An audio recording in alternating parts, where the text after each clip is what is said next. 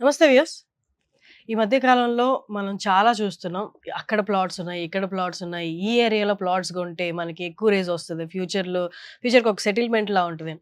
But అన్నీ చెప్తున్నారు సరే. బట్ మనకున్న బడ్జెట్‌లో మనం ఎక్కడ ఇన్వెస్ట్ చేస్తే, ఎక్కడ ప్లాట్స్ తీసుకుంటే మనకి, మన ఫ్యామిలీకి ఫ్యూచర్ సెక్యూర్‌గా ఉంటది. ఇవన్నీ చెప్పేదెవరు? చాలామంది బయటకొచ్చి చాలా చెప్తున్నారు. ఇదే సెక్యూర్, అదే సెక్యూర్ అని. బట్ మనకు కొంత డేటాతో అనాలిసిస్ చేసుకోవాలి కదా! ఆ డేటాని ఇవాళ మనం మాట్లాడదాం. అసలు ఇది రైట్ టైమా టు ఇన్వెస్ట్ కాదా? బయట జరుగుతున్న సిట్యుయేషన్స్ అన్నీ మీకు తెలుసు. సురేంద్ర గారు ఉన్నారు. Real estate expert. వారిని అడిగి తెలుసుకుందాం ఇవాళ. నమస్తే అండి. నమస్తే మేడం. జనాలందరూ ఎంతో కొంత సేవ్ చేసుకుంటారు.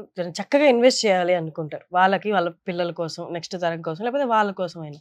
కానీ ఇప్పుడు పెరిగిపోతున్న రియల్ ఎస్టేట్ ఆఫీసెస్ కానీ, వాళ్ళకి కైండ్ ఆఫ్ కన్‌ఫ్యూజన్ క్రియేట్ అయిపోయింది. ఏది సేఫ్? ఏది సెక్యూర్? నేనెక్కడ ఇన్వెస్ట్ చేయాలి? You are a real estate expert. 15 ఏళ్లుగా మీరు ఈ ఫీల్డ్‌లో ఉన్నారు. ఆల్‌మోస్ట్ 1600 ప్లాట్స్ మీ చేతుల మీదుగా అమ్మారు. ఎంతోమంది మీకు కాంటాక్ట్స్‌లో ఉంటారు. మీరు చెప్పండి, అసలు ఇది రైట్ టైమా టు ఇన్వెస్ట్? బయట జరుగుతున్న సిట్యుయేషన్స్ అన్నీ అందరికి తెలుసు. నేను పేరు తీసుకోవట్లేదు. అసలు డబ్బులిచ్చిన వాళ్ళు కూడా వెనక్కెళ్ళిపోతున్నారు. ఇప్పుడు ఈ రైట్ టైమా ఇన్వెస్ట్ ఆర్ నాట్? ఇదే రైట్ టైం. ఎందుకంటే మనం మన సిచ్యువేషన్స్ తీసుకుంటే తెలంగాణ ఇష్యూస్ వచ్చినప్పుడు 2014లో తెలంగాణ వంట వార్పు కార్యక్రమం రోడ్ల మీద జరుగుతున్నప్పుడు కస్టమర్ మా ఇంటి వచ్చినప్పుడు ఈ టైంలో రియల్ ఎస్టేట్ ఎవరైనా ఇన్వెస్ట్మెంట్ చేస్తారా? చాలా మంది కూడా వాళ్ళకి ఫ్రీ సజెషన్ కూడా ఇచ్చారు. ఏంటంటే తెలంగాణ వచ్చేంత వరకు ఆగండి, ఖాళీ కొబ్బరికాయ ఖర్చు పెట్టుకుంటే మీకు ఫ్రీగా ఇల్లు వచ్చేస్తుంది అని చెప్పేసి చెప్పారు. నాకు తెలిసి ఏ ఒక్కరికి కూడా కొబ్బరికాయ ఖర్చుతో ఇల్లు వచ్చినట్టుగా హైదరాబాద్లో అయితే లేదు, ఎక్కడ కూడా లేదు. ప్లస్ అప్పుడున్న రేట్లోకి కనీసం 6-7 టైమ్స్ డబుల్ అయ్యి కూర్చుంది. ఇప్పుడు అది అయిపోగా ఇమీడియట్గా డిమానిటైజేషన్ వచ్చింది. డిమానిటైజేషన్లో పెద్ద నోట్లు రద్దు అవుతున్నప్పుడు అసలు రియల్ ఎస్టేట్ లేదు, నోట్లే లేనప్పుడు రియల్ ఎస్టేట్ ఎక్కడదని చెప్పేసి ఆగారు. అక్కడ సిచ్యువేషన్ క్రాస్ అయిన తర్వాత మినిమం 3 to 4 టైమ్స్ మనకు అప్రిషియేషన్ అయింది రేట్స్. అక్కడ ఉన్న రేట్స్ తోటి డిమానిటైజేషన్ తర్వాత 3 to 4 టైమ్స్, మినిమం 5 టైమ్స్ అయింది మనకు. ఎప్పుడు పెరిగిపోయినా కూడా అర్థం కాలేదు, టక్క పెరిగిపోయినాయి. కరెక్ట్. నెక్స్ట్ థర్డ్ సిచ్యువేషన్ తీసుకుంటే కరోనా వచ్చినప్పుడు ప్రాణం పోతుంటే ప్లాట్లు ఎవరు కొంటారని మనకు చాలా మంది చెప్పారు. కానీ అదే మనకు ఎక్కువ నేర్పించింది కరోనా. ఎందుకు అంటే కిరాయిదారుడికి కరోనా వచ్చిందంటే ఇంట్లోంచి బయటికి వెళ్ళగొట్టారు ఓనర్స్. టెనెంట్ చనిపోయిందంటే కాలనీకి కట్టెలడ్డం పెట్టారు ఇంటికి రాకుండా. ఆ సందర్భంలో కదా యాక్చువల్గా నా లైఫ్లో నాకంటూ ఎక్కడో దగ్గర ఒక ప్లాట్ ఉండాలి, ఒక సొంత ఇల్లు ఉండాలనే ఎమోషన్స్ తోటి మాకు ఎక్కువ ప్లాట్లు అమ్ముడు. గాంధీ హాస్పిటల్లో 70-75 మెంబర్స్ చనిపోయారని చెప్పి మనకు రిపోర్ట్ వస్తే మా ఆఫీస్లో 110-120 ప్లాట్స్ అమ్ముడు విని రిపోర్ట్ ఇచ్చింది మాకు. అంటే ఇంకెక్కువ మనకు నేర్పించింది అది వాస్తవం చెప్పాలంటే. ఫోర్త్ సిచ్యువేషన్ ఏంటంటే గవర్నమెంట్ చేంజ్. ఇప్పుడు మనం ఇప్పటిదాకా పాత గవర్నమెంట్ ఉండే, కొత్త గవర్నమెంట్ వచ్చింది, పెరుగుతుందా ఉందా లేదా. మనకు ఈ ప్రపంచంలో పుట్టుక ఉన్నంత వరకు ప్లాట్లు పెరుగుతూనే ఉంటాయి, రేట్లు పెరుగుతూనే ఉంటాయి. ఎందుకంటే మనం రీక్రియేట్ చేయడానికి అవకాశం లేదు భూమి. At the same time this is the right time to invest. అంటే ఇప్పుడు కొనుక్కుంటే ప్లాట్లు మనకు లాస్ట్ ఇయర్ ప్రైస్ దొరుకుతుంది. మనకి ఇప్పుడు హైప్ మూమెంట్లో కొనుక్కుంటే మనకు నెక్స్ట్ ఇయర్ ప్రైస్ దొరుకుతుంది. అంటే మనకు సప్లై తక్కువ ఉండి డిమాండ్ ఎక్కువ ఉన్నప్పుడు ఒక 50% ప్లాట్లు అమ్ముడు పోగానే ప్రాజెక్ట్లో ఒక 2-3,000 పెంచేసి అమ్ముతారు కంపెనీ వాళ్ళు. ఈ టైంలో మార్కెట్ లేదు అన్న టైంలో ఇప్పుడు కొనాలి మనం. కరెక్ట్గా కొనేవాళ్ళు కొంటూనే ఉన్నారు, చూసేవాళ్ళు చూస్తున్నారు. ఎవరో చెప్పిరని మీరు మాట అంటే కరెక్ట్ కాదు కదా. మీరు ఎవరి మాట వినాలి? మీకంటే 4 ప్లాట్లు ఎక్కువ ఉన్న వాళ్ళ మాట వినాలి, మీకంటే 10 ఇండ్లు ఎక్కువ ఉన్న వాళ్ళ మాట వినాలి.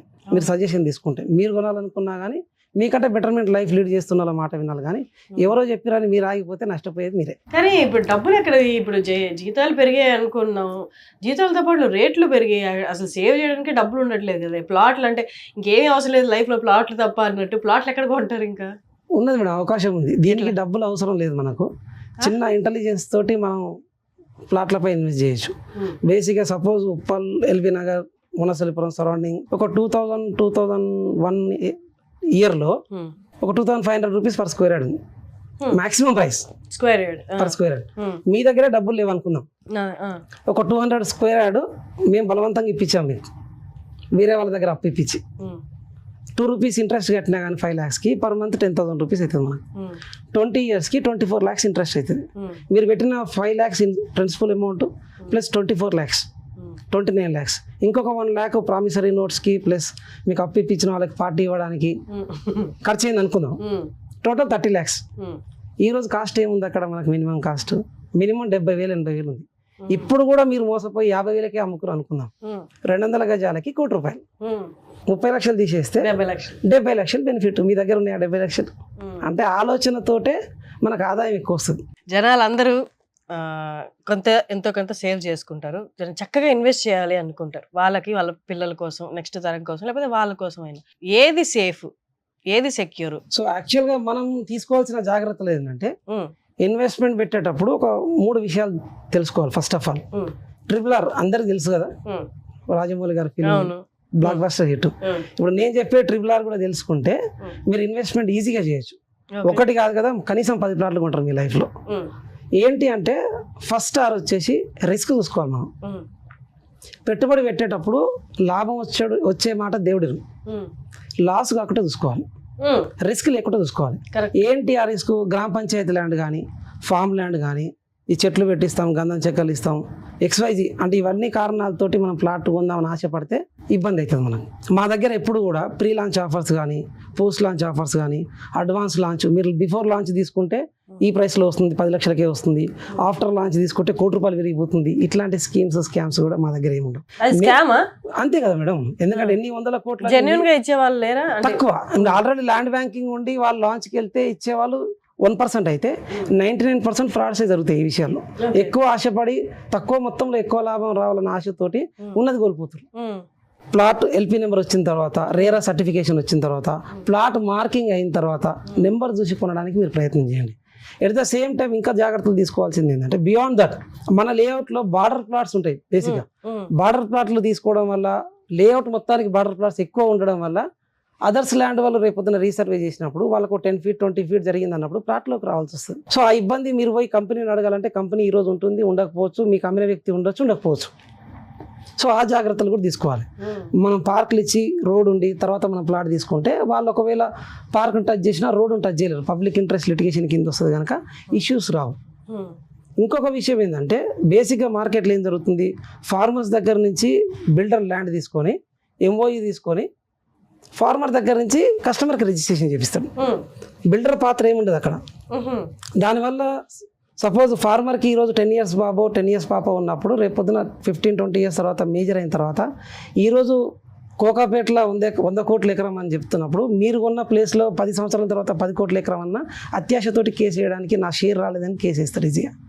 టోటల్ ప్రాజెక్టు మనకు ప్రొహిబిటర్లో వెళ్ళిపోతుంది.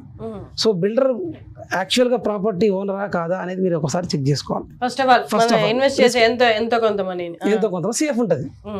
రిస్క్ అయిపోయింది, మరి వాట్ ఈజ్ ROI? సెకండ్ వచ్చేసి ROI, రిటర్న్ ఆన్ ఇన్వెస్ట్మెంట్. బాగుంది, రిస్క్ లేదు, నాకు పెరుగుతుందా లేదా? గ్రాడ్యువల్ గ్రోత్ ఎక్స్పెక్ట్ చేస్తాం మేడం. ఎప్పుడైనా పెట్టగానే ఇమీడియట్గా పెరగాలంటే కుదరదు. మనం ఇప్పుడు సపోజ్ నేను ఉంటున్న ఇల్లు మేడిపల్లి ఉంటున్నాను, 1971లో చేసే లేఅవుట్. ఇది నేను కొనుక్కుంది ఇల్లు 2022లో. ఈ 22 years 71 అంటే 29 years, ఆల్మోస్ట్ 50 years తర్వాత కదా నాకు ఉపయోగం వచ్చింది. సో మనకు తీసుకోవాల్సిన ఇక్కడ ఏ బేస్లో తీసుకోవాలంటే, మీరు తీసుకునే ప్లాట్ హైవే ఫేసింగ్ ఉందా, అట్లీస్ట్ పబ్లిక్ రోడ్ అప్రోచ్ ఉందా, ప్లస్ మీరు తీసుకునే కంపెనీలో ప్రీవియస్లో ఎక్కడైనా మనకు వాళ్ళు ప్రాజెక్ట్ చేసిన దగ్గర 10 years బ్యాక్ చేసిన ప్రాజెక్ట్ దగ్గరైనా ఇల్లు ఎవరైనా కట్టుకుని ఉంటున్నారా. ఎక్స్టర్నల్గా వచ్చే డెవలప్మెంట్ తోటి కాకుండా, అంటే గవర్నమెంట్ డెవలప్మెంట్స్ కానీ, గవర్నమెంట్ ప్రాజెక్ట్స్ అని ఇవన్నీ కాకుండా మనం ఇంటర్నల్గా ఇచ్చే ప్రాజెక్ట్ డెవలప్మెంట్ తోటే 3 to 4 years డబుల్ అవుతుంది. ఏదైతే ఎక్స్టర్నల్గా వస్తుందో గవర్నమెంట్ ప్రాజెక్ట్స్ కానీ, న్యూ ఇన్వెన్షన్స్ కానీ, న్యూ ప్రాజెక్ట్స్ కానీ, ఇట్స్ బోనస్ కింద మనం కన్సిడర్ చేసుకోవచ్చు. సో డెఫినెట్గా 10 yearsలో 3 to 4 times ఖచ్చితంగా మీరు పెట్టిన ఇన్వెస్ట్మెంట్ కూడా పెరిగే అవకాశం ఉంటుంది ఇలాంటి జాగ్రత్తలు తీసుకున్న దగ్గర. నెక్స్ట్ ఫ్యాక్టర్, ఇంకోటి బిగ్గెస్ట్ $1 million క్వశ్చన్ ఏంటంటే, లాస్ట్ వచ్చేసి రీసేల్.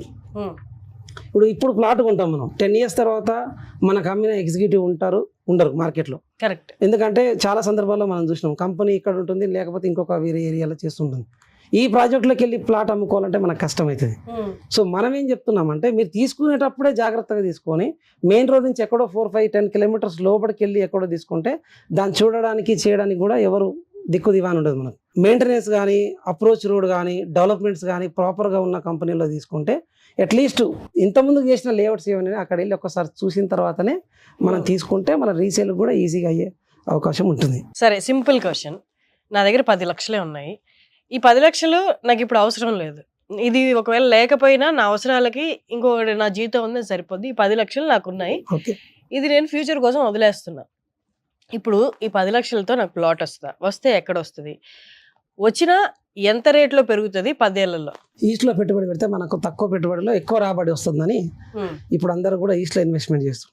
వరంగల్ హైవే కానీ, విజయవాడ హైవే కానీ, అండ్ సౌత్ లైక్ కొంగరకలాన్ అంటే నాగార్జున సాగర్ హైవే కానీ, శ్రీశైలం హైవే కానీ, ఇక్కడ అన్నిట్లో కూడా బెస్ట్ అంటే ఇంకేం చెప్తారు? బెస్ట్ అంటే the Vijayawada highway madam. Right నువ్వు రేట్స్ ఎలా ఉన్నాయి, అఫోర్డబుల్ గా ఉంటాయి? ఉంటుంది మేడం. మనకు మినిమం 10 లక్షల నుంచి ప్లాట్ స్టార్ట్ అవుతుంది.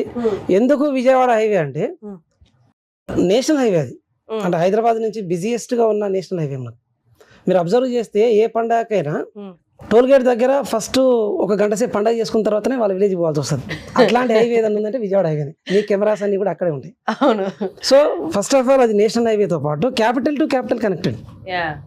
At the same time Ramoji film city, one of the biggest film city మనకు. దాంతో పాటు విజయవాడ హైవే ఇప్పుడు దండమల్కాపురం వరకు 8 లేన్ ఎక్స్పాన్షన్ అవుతుంది. 8 ఫ్లైఓవర్స్ ఆల్రెడీ బిల్డ్ అయి ఉన్నాయి. అంటే ఇవన్నీ వస్తున్నాయి అని చెప్పట్లే మనం, ఆల్రెడీ వచ్చినాయి. దాంతో పాటుగా కొత్త